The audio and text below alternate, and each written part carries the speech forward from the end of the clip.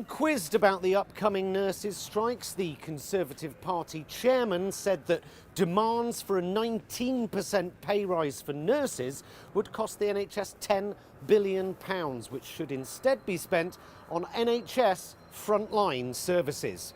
Back to you, Chris. Gaslighting fuckers. If nurses aren't the NHS front line, I mean, what about ambulance drivers and paramedics? Are they not frontline services? Give them a decent pay rise, you fuckers. They deserve it. Find the money. You all spring into action every time you crash the economy. You can find the money then, get round the table, make a decent offer. Instead, they're sending in the army, telling us the unions are holding the country to ransom. The unions? Can we all just be clear about this? Our last Prime Minister blew a £30 billion hole in the economy overnight. Test and Traced cost us £37 billion.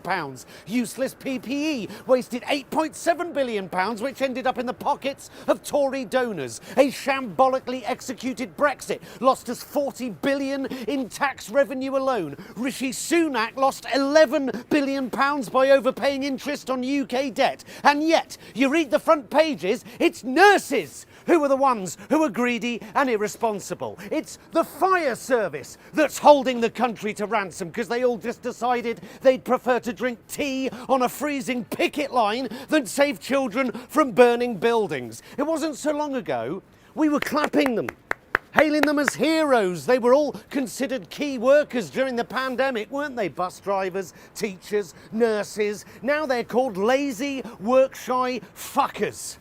Postal workers striking to save what's left of the Royal Mail, it having been sold off to the lowest bidder for a quick buck by the millionaires in Westminster. But it's your postman who is destroying the country.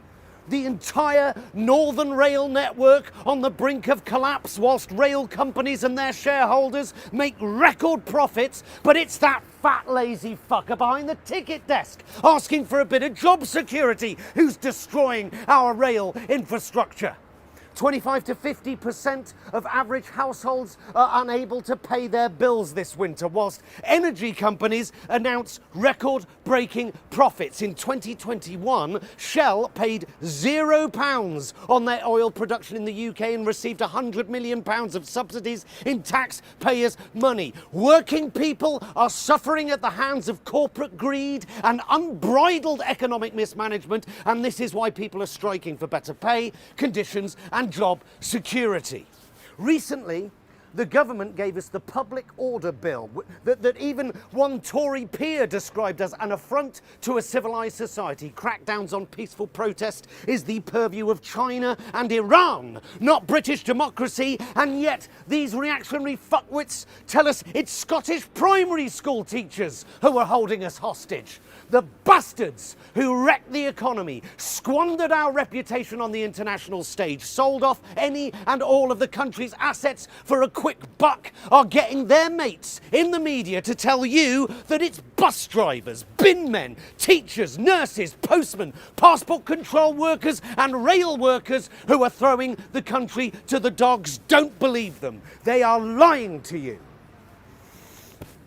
Well, still some weeks ahead of Christmas industrial action. Misery for commuters, patients and holidaymakers. Frustration and anger at the unions for deciding to strike over Christmas.